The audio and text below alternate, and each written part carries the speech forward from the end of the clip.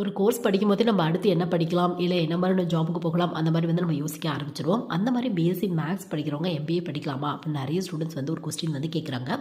So எம்பிஏக்கான eligible அப்படின்னா any degree முடிச்சவங்க படிக்கலாம் அப்படிங்கிறத பிஎஸ்சிக்கு எலிஜிபிளாக ஃபாலோ பண்ணிட்டு இருக்காங்க உங்களுக்கு. ஸோ பிஎஸ்சி மேத்ஸ் முடிச்சவங்க இன்ட்ரெஸ்ட் இருக்குது அப்படின்னா எம்பிஏல எந்த ஒரு ஸ்ட்ரீம் வேணாலும் நீங்கள் எடுத்துக்கலாம். எம்பிஏல நிறைய ஸ்ட்ரீம்ஸ் இருக்குது. மோஸ்ட்லி எல்லா ஸ்ட்ரீமுக்குமே நம்ம சேனலில் தனித்தனியாக வீடியோ இருக்குது.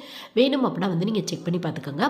அது மட்டும் இல்லாமல் பிஎஸ்சி மேத்ஸ் முடிச்சவங்க என்ன மாதிரியான எம்பிஏ ஸ்ட்ரீம் எடுத்தோம் அப்படின்னா நம்மளுக்கு என்ன மாதிரியான ஜாப் ஆப்ஷன்ஸ் இருக்குது, எம்பிஏல எந்த ஸ்ட்ரீம் பெஸ்ட்டாக இருக்கும், அந்த மாதிரி இன் டெப்த்தாக நம்ம சேனலில் வீடியோ இருக்குது. லிங்க் வந்து கீழே ரிலேட்டட் வீடியோவில் இருக்குது. வேணும் அப்படின்னா வந்து நீங்கள் செக் பண்ணி பார்த்துக்கோங்க.